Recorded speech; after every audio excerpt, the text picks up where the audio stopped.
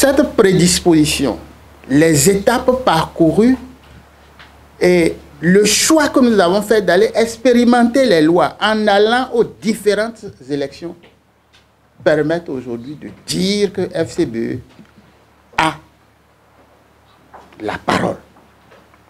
Nous avons des choses à apporter au débat.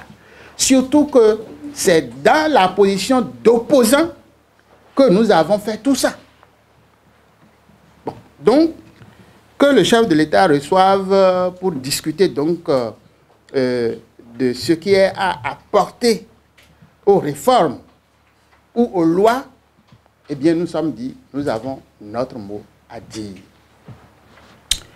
Nous y sommes allés et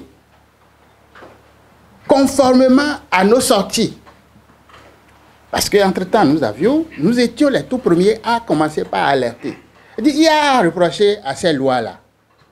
Nous sommes allés voir le président de l'Assemblée à ce sujet et nous sommes également allés voir le Conseil électoral par rapport à la même chose. Nous avons également écrit à la Cour constitutionnelle et la dernière étape devrait être la rencontre avec le chef de l'État pour boucler la boucle et dire nous avons déjà averti que les lois qui sont en cours pourraient créer des problèmes en 2026.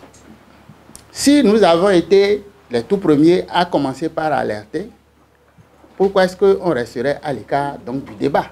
Ce n'est pas possible. En dehors de ça, après avoir parcouru donc les 3 grandes élections, communales, présidentielles, législatives, nous sommes assis et en atelier, nous avons fait le point. Nous sommes allés à Grand Popo en atelier, nous sommes restés à Cotonou ici, et nous avons lu les différentes lois avec des experts et avons confronté leur lecture au vécu, à notre vécu, comment est-ce que nous avons, disons, expérimenté ces lois-là. À l'aune de tout ceci, il est clair, nous ne pouvons pas ne pas aller à la relecture de certaines lois, notamment le Code. Donc, nous avons dit au chef de l'État que nos expériences nous obligent à vraiment souhaiter qu'il y ait une relecture du Code. Non pas par rapport au point précis soulevé par la Cour constitutionnelle, mais en allant plus loin,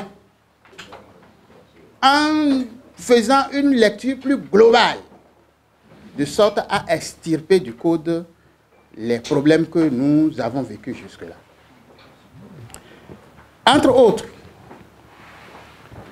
lorsque vous voyez les montants des cautions à payer au Bénin, vous-même imaginez une formation politique de l'opposition au Bénin aujourd'hui réunit 163 500 000, plus 18 millions, plus 50 millions, la même année, sans compter ce qu'il faut pour aller faire campagne, etc., etc., c'est énorme.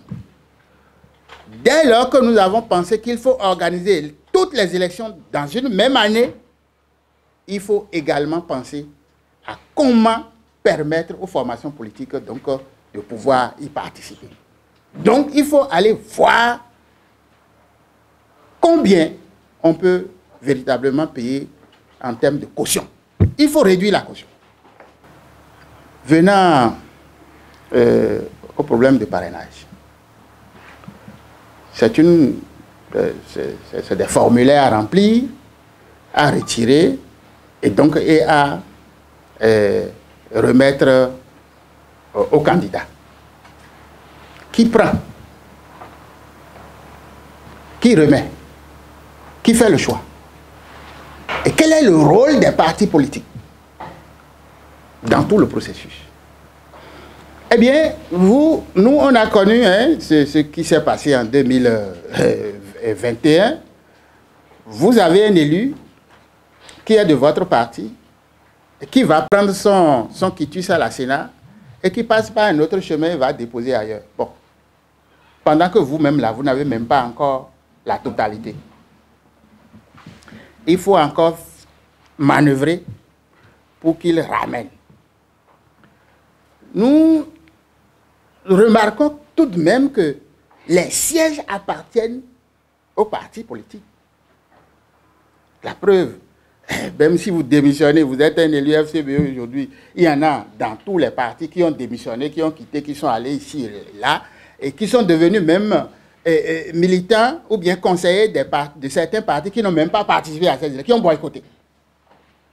Mais on continue de considérer que les sièges appartiennent aux partis politiques. Nous avons dit qu'il faut que la question du parrainage soit encore plus clarifiée, toilettée, affinée, pour que ça se passe au mieux, avec donc la prise en compte, n'est-ce pas, des décisions qui se prennent au niveau donc des partis politiques. Et donc, pour nous, rien ne doit se faire de façon exclusive. Il faut dialoguer, il faut échanger, il faut impliquer, il faut faire en sorte que, en le faisant, non seulement qu'on ait la lumière de toutes ces sommités, ces connaissances, etc., et que, en dehors de ça, que tout le monde se sente impliqué pour la paix dans notre pays. Exprimer ses opinions est un droit garanti par la Constitution du Bénin. Protégeons cette liberté. Article 23 de la Constitution du Bénin. Un message signé Amnesty International Bénin. Peuple béninois, osez donc exprimer sans crainte vos opinions.